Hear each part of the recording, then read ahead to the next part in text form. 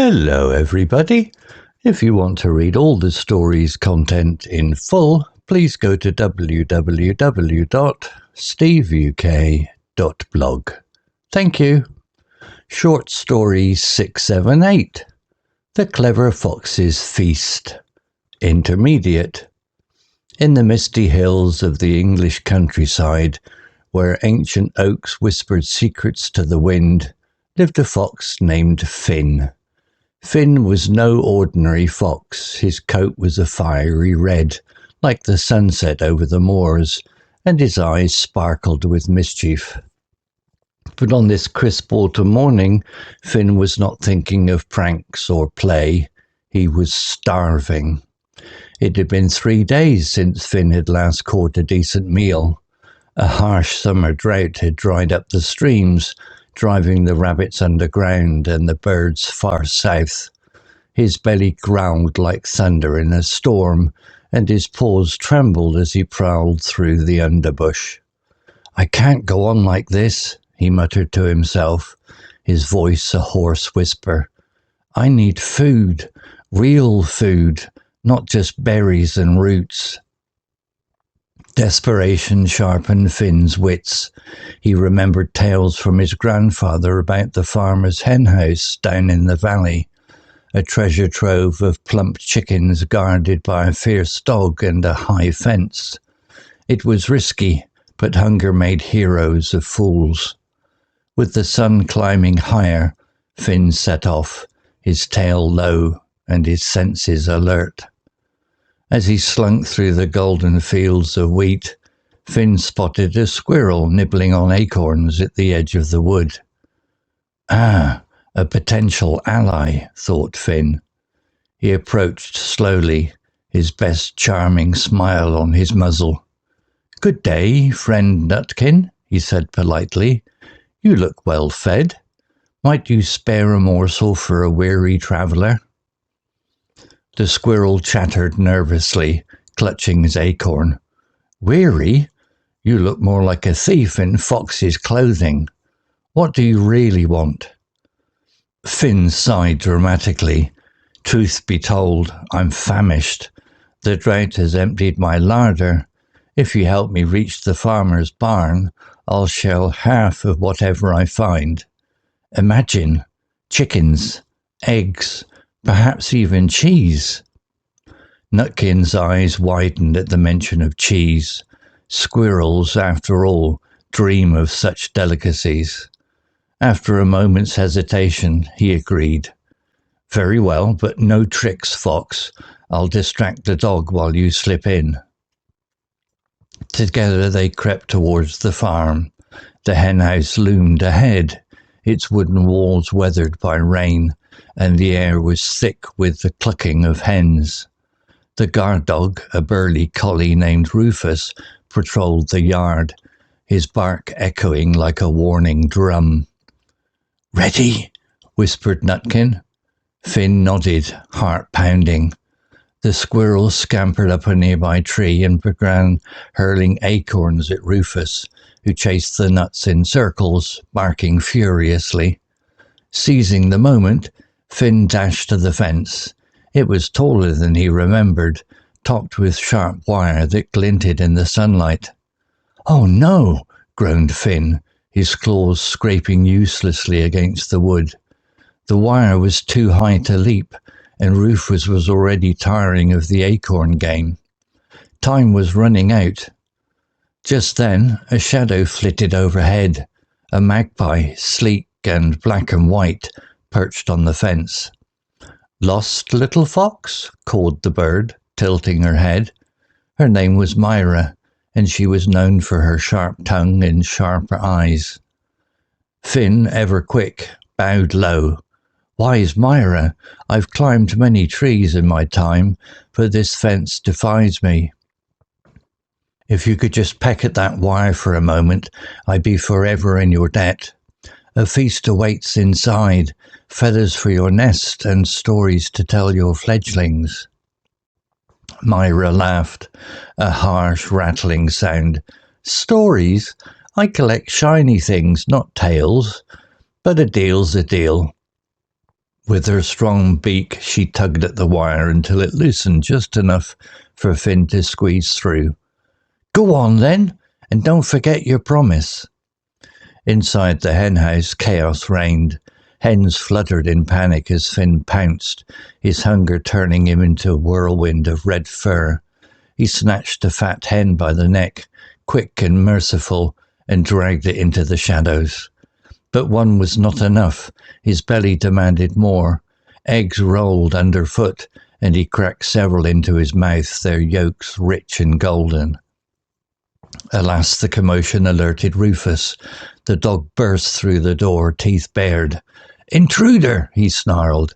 Finn froze, his prize in his jaws. But Nutkin, loyal to his word, dropped from the tree onto Rufus's back, tangling in his fur. Myra swooped down, pecking at the dog's ears, buying Finn precious seconds. With a mighty leap, Finn scrambled back through the gap, his stolen hen and a sack of eggs clutched tight. He bolted into the fields. Rufus's howls faded behind him. Nutkin and Myra followed, breathless and triumphant. Back in the safety of the woods, under the spreading branches of an old oak, Finn shared his bounty. He plucked feathers for Myra's nest, recounted the tale with exaggerated flair for Nutkin's amusement, and divided the eggs and meat equally. As the sun dipped low, painting the sky in hues of orange and pink, Finn finally ate his fill. His belly swelled contentedly, and warmth returned to his limbs. From that day on, Finn was no longer just a clever fox. He was a grateful one. He visited Nutkin often, trading acorns for companionship, and left shiny trinkets at Myra's perch. The henhouse raid became legend among the woodland creatures, a reminder that even in famine, friendship could turn hunger into feast. And so, with a full stomach and a lighter heart, Finn curled up in his den, dreaming of tomorrow's adventures. Vocabulary notes. Desperation, noun. A feeling of extreme hopelessness or urgency that pushes someone to take risks. Example. Desperation sharpened Finn's wits. Here it shows how hunger made Finn think more cleverly. Similar words. Urgency. A strong need to act quickly. Panic. Sudden fear that causes rash actions. Distress. Severe emotional or physical suffering. Ally, noun. A partner or friend who helps you, especially in a difficult situation. Example. A potential ally, thought Finn. Finn sees the squirrel as someone who could help him get food. Similar words. Partner, someone who works with you toward a goal. Accomplice, a helper often in a secretive or risky plan. Supporter, someone who backs you up or provides aid. Hesitation, noun. A pause or delay due to uncertainty or doubt before making a decision. Example, after a moment's hesitation, he agreed. The squirrel pauses briefly before deciding to help Finn. Similar words. Doubt, a feeling of not being sure. Reluctance, unwillingness to do something. Pause, a short stop in action or speech. Commotion, noun. A noisy disturbance or state of confusion and excitement. Example, inside the henhouse, chaos reigned. Wait, actually, alas, the commotion alerted Rufus. Here it refers to the noisy panic caused by Finn's entry. Similar words. Uproar, a loud outburst of protest or excitement. Turmoil, a state of great disturbance or confusion. Fuss, unnecessary excitement or worry over something small. Bounty, noun. A generous amount of something good like food or rewards, often shared after success. Example: Finn shared his bounty. This means he divided the stolen food fairly with his helpers. Similar words: treasure, valuable items or riches. Harvest, a plentiful gathering of crops or rewards. Reward, something given in return for effort or help. Story written by Grok 4 Fast AI. Image created by Grok 4 Fast AI. To read all the story's content in full, please go to www.steveuk.blog. Thank you. CC Music, drifting at 432 Hz, Unicorn Heads.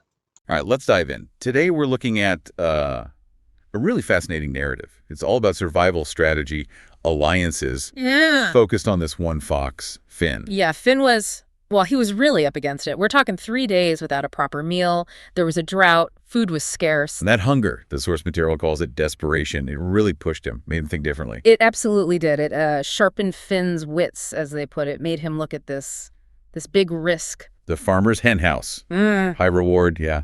Lots of food. But I mean, a high fence, sharp wire, and this guard dog, Rufus. A fierce collie, yeah. So Finn's usual fox tricks, just not going to cut it. He knew he needed help. And that's the interesting bit. He didn't, try to become a super fox who could jump the fence. No, exactly. He immediately went for, well, basically strategic recruitment. He figured out his limitations pretty fast. Okay, so first recruit. Nick and the squirrel. Now, a squirrel for a dangerous raid, that seems risky. It does. It really does. But Finn played it perfectly. He didn't just ask for a favor. He targeted Nutkins. Well, his greed. Ah, right. He promised spoils. Half the spoils. And specifically mentioned cheese. That was the hook. Got Nutkin totally on board for the distraction part. So it's about knowing your potential ally's specific motivation. Which brings us to the fence problem. The wire stopped him. Yep. Claws were useless. So different problem, different specialists needed. He went to Mira the magpie. And again, a tailored offer. Right? Not cheese for Mira. No, definitely not. Finn knew what magpies like. He offered feathers for your nest and, crucially, shiny trinkets. Perfect. And Mira had the right tool, that strong beak, to work on the wire. Exactly. She loosened it just enough, created that gap they needed to get in and, importantly, get out again. So the plan's in motion. Finn gets inside, starts making a racket. The source calls it a commotion. And that noise, that panic, that was the signal. It brings Rufus running. Right into the trap. Right into the coordinated distraction. Nutkin jumps on him, tangles in his fur. While Mira is swooping, pecking, creating chaos. That bought Finn the time. Just those few seconds he needed to grab the bounty, the hen and eggs, and get back out through Mira's gap. Incredible teamwork, really. And then back in the woods, the final piece. Yeah, this is key. Finn didn't just take his prize and run, he shared it. Divided that bounty equally, just like he promised. Which the source notes made him seem grateful. But more than that, it cemented the alliance. Nutkin and Mira weren't just one-offs, they became real allies, reliable partners. It really locks in that coalition for the future. Definitely. It's about sustainable partnerships, even in the animal kingdom. So, stepping back, the lesson here.